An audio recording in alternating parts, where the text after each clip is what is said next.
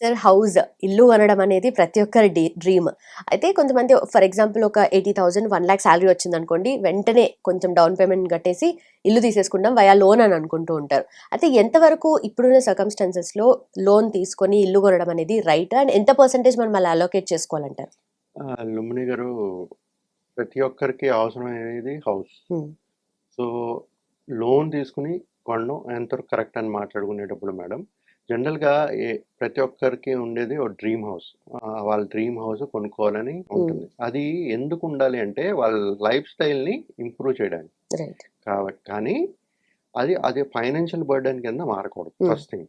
So financial burden అంటే loans, EMIs. So జనరల్గా madam, ప్రతి ఒక్కరూ ఒక ఇల్లు తీసుకోవాలి అనుకునేటప్పుడు వాళ్ళు ఫస్ట్ మెయిన్ చూడవలసింది ఏంటంటే, అసలు వాళ్ళు ఎన్ని సంవత్సరాలు, ఇప్పుడు ఫర్ ఎగ్జాంపుల్ హైదరాబాద్లో తీసుకుందాం అనుకుంటున్నారు. సో ఇక్కడ వాళ్ళు ఉండడానికి తీసుకుంటున్నారా, లేకపోతే ఇన్వెస్ట్మెంట్ పరంగా తీసుకుంటున్నారా ఫస్ట్. ఒకవేళ ఉండడానికే తీసుకుంటున్నారు అన్నప్పుడు ఎన్ని సంవత్సరాల వరకు ఇక్కడ ఉండే ఛాన్సెస్ ఉంటాయి, రెండోది. సో ఇది లోనా వితౌట్ లోనా ఎలా తీసుకోవాలనేది జనరల్గా ప్రతి ఒక్కరూ లోన్స్లోనే తీసుకుంటారు. ఎందుకంటే అంత వెల్త్ క్రియేట్ చేసి ఉండరు. బికాజ్ 25-30 ఇయర్స్ ఆఫ్ ఏజ్లో ప్లానింగ్ చేస్తారు. ఎందుకంటే 20 ఇయర్స్ ఈఎంఐ లోన్ పీరియడ్ ఉంటుంది, టర్మ్ ఉంటుంది. 20 ఇయర్స్ అంటే you take it as 25 or 30 years తీసుకున్నా 50 ఇయర్స్ వరకు కట్టుకోవాలని. కానీ uncertainties in the career which will ruin your EMIs. EMIs ఎప్పుడైతే మీకు ఎప్పుడైనా ఒక హికప్ వచ్చిందంటే డ్యూరింగ్ ద కెరియర్, ఆ ఈఎంఐస్ కట్టలేరు. సో ఆ కట్టలేనప్పుడు మళ్ళీ ఆ ఇల్లు అమ్మేద్దానికి చూస్తుంటారు. సో నేను చెప్పేది ఏంటంటే madam, you have to buy A house, your dream house. మీరు అక్కడ ఉంటారు, మీరు ఉండడానికి అని చెప్పినప్పుడు మీరు ప్లాన్ చేసుకోండి, ఈఎంఐతోనే ప్లాన్ చేసుకోవాలి. కానీ 20% you should make a down payment. So దానికి మీరు ఒక వెల్త్ క్రియేట్ చేయాలి, రైట్? మళ్ళీ నేను ఏం చెప్తున్నానంటే, ఒక మీ dream, one goal is your dream home. Another goal and some other goal should be your long-term wealth creation also, along with the EMI.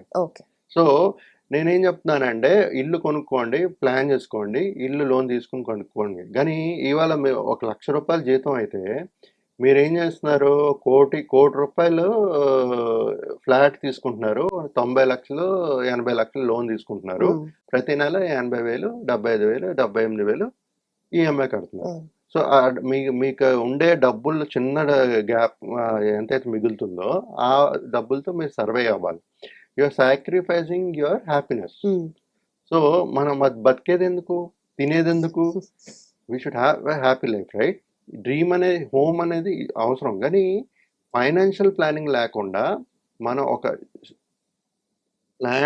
ఒక స్మూత్ ఫ్లో ఆఫ్ లైఫ్, ఒక improved lifestyle లో బతకాలనుకునేటప్పుడు రెండు plan చేసుకోవాలి. So 20% down payment చేయడానికి ఇనిషియల్గా ఒక SIP కానీ, ఒక లంసమ్ కానీ, ఒక ఇలాగ ఇన్వెస్ట్ చేసుకుంటూ ఒక 20% క్రియేట్ చేసుకోవాలి. తర్వాత ఆ డౌన్ పేమెంట్ చేయాలి. ఎక్కువ డౌన్ పేమెంట్ చేయగలిగితే మనకి ఈఎంఐ అనేది తగ్గుతుంది, రైట్? జనరల్గా ఏంటంటే, ఇదే సినారియోలో ఎమర్జెన్సీ ఫండ్ మర్చిపోతారు. ప్రతి ఒక్కరు చేసుకోవాల్సింది ఎమర్జెన్సీ ఫండ్. ఎందుకంటే మన జాబ్స్ పర్మనెంట్ ఏం కాదు.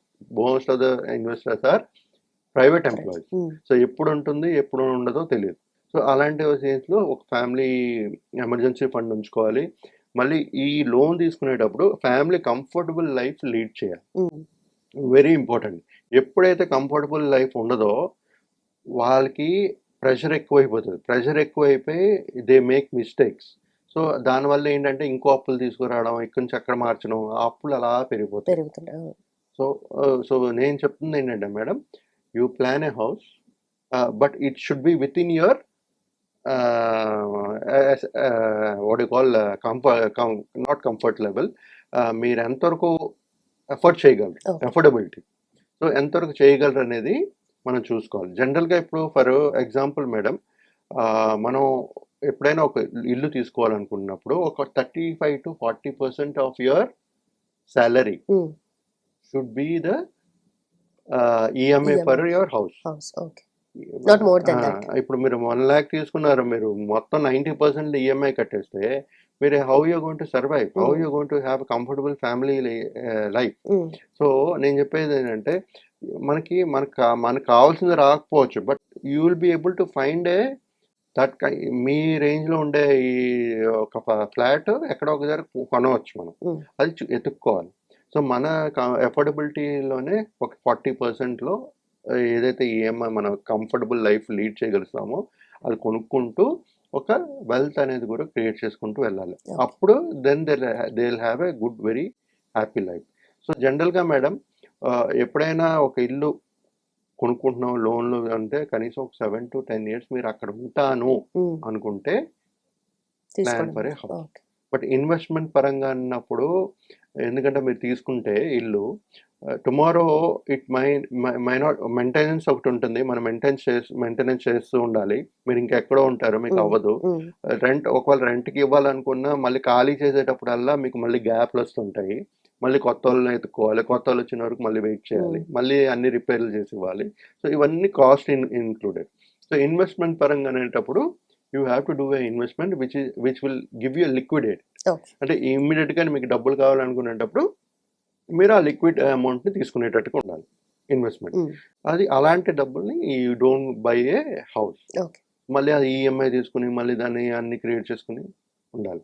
తర్వాత మేడం ఈఎంఐ ఏంటంటే మనం మాట్లాడుకునేటప్పుడు మనం మోస్ట్ ఆఫ్ ద ఈఎంఐ ఇప్పుడు చేస్తున్న ప్రతి ఒక్క ఇన్వెస్టర్ గాని లేకపోతే పబ్లిక్ ఏం చేస్తున్నారంటే మొత్తం అమౌంట్ తీసుకునెళ్ళి ఈఎంఐ కింద కన్వర్ట్ చేసి పే చేస్తున్నారు. హ్మ్.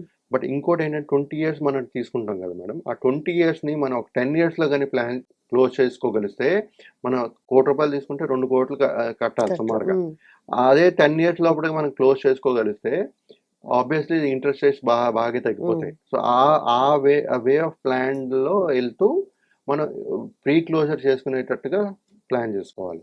సో, ఇవన్నీ చేసుకుంటూ వెళ్తే మేడం ఈ పర్సనల్ ఇంకోటేంటంటే మేజర్ ఇది ప్లాన్ చేసేటప్పుడు మళ్ళీ చాలామంది పర్సనల్ లోన్స్, ఇంకో లోన్స్, క్రెడిట్ కార్డులు వాడేయడాలు ఇవన్నీ కంట్రోల్ ఉంటేనే మనం స్మూత్ ఫ్లోగానే చేయగలుగుతాం. హ్మ్. లేకపోతే మళ్ళీ అన్నీ వచ్చి మనకి ఒక సిట్యుయేషన్‌లో వి సిట్యుయేషన్ ఫియర్‌ఫుల్ వచ్చేసి విల్ ఫీల్ వెరీ స్ట్రెస్డ్. హ్మ్. ఇప్పుడు చాలామంది ఉన్నారు మేడం. లోన్స్ తీసుకొని 50, 45 ఇయర్స్ వచ్చినప్పటికి జాబ్ పోయినోళ్ళు.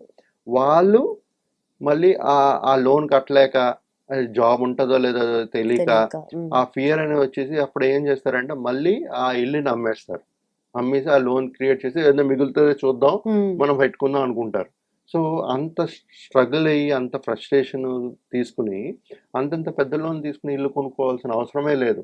మీరు చెప్తున్నాను ఒకవేళ ఇల్లు లేకపోయినా మీకు మంచి వెల్త్ క్రియేషన్ గాని ఉంటే హ్మ్. మీకు ఇల్లు అవసరం లేదు అసలు. Okay. To lead a happy life you can fulfil all your goals.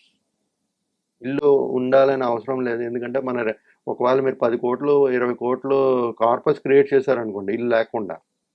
You can live a lavish life. Right. కదా! సో, నేను చెప్పేదేంటంటే ఒక ప్రాసెస్‌లో ఎప్పుడు ఫ్రస్ట్రేషన్ లేకుండా కంఫర్ట్ లైఫ్‌లో ప్లాన్ చేసుకుంటూ వెళ్ళండి. ఓకే. ఏదైనా సరే. హౌస్ అయినా సరే, వెల్త్ అయినా సరే. హ్మ్. బట్ నేను చెప్పేది హౌస్ తీసుకున్నా సరే మీకు వెల్త్ క్రియేషన్ సైమల్టేనియస్‌గా ప్లాన్ చేసుకోవాలి. ఓకే. లేదంటే మాత్రం మీరు ఫ్యూచర్‌లో బాగా ఇబ్బంది పెడతారు మేడం. రైట్. లుమ్ని గారు ఇప్పుడు మనం home loans versus investments continuation గురించి మాట్లాడుకుంటే మేడం, హోమ్ ఏంటి మనకి ప్రొవైడ్ చేస్తుందని మాట్లాడుకుంటే మేడం, ఫస్ట్ ఒక సెక్యూరిటీ, ఎమోషనల్ సాటిస్ఫాక్షన్ హ్మ్. ఇల్లు కొనుక్కునేటప్పుడు. ఓకే. తర్వాత protection from increasing the rents. అంటే ఓకే. మనం అద్దెకుండేటప్పుడు రెంట్స్ పెరుగుతూ పెరుగుతూ ఉంటాయి. ఉంటాయి. సో, అది ప్రొవైడ్ చేస్తది. ఒకవేళ ఇల్లు కొనుక్కుంటే. Protection against the increasing the right. Rent. తర్వాత ఏంటంటే పొటెన్షియల్లీ లాంగ్ టర్మ్ అప్రిషియేషన్ అయ్యే ఛాన్సెస్ ఉంటుంది. హ్మ్. దేంట్లో హోమ్ ఓకే. హోమ్‌లో. ఓకే. తర్వాత కమింగ్ టు ఒకవేళ ఇన్వెస్ట్‌మెంట్స్ గాని హ్మ్. చేస్తే వాళ్ళు, ఇక్కడ వాళ్ళకి ఏంటి బెనిఫిట్స్ ఏంటి ప్రొవైడ్ అవుతుందని మనం మాట్లాడుకుంటే madam, first thing better liquidity. హ్మ్. కావాల్సినప్పుడు డబ్బులు తీసుకోవచ్చు.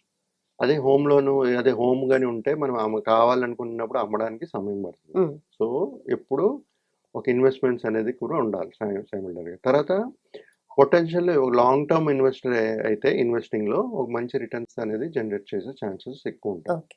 ఓకే. అది కాకుండా మన ఒకే హోమ్‌లోనే ఒకే అసెట్ క్లాస్‌లో కాకుండా ఇన్వెస్ట్‌మెంట్ చేసేటప్పుడు డైవర్సిఫికేషన్ అనేది కూడా చేసే ఛాన్సెస్ హ్మ్. ఎక్కువుంటాయి.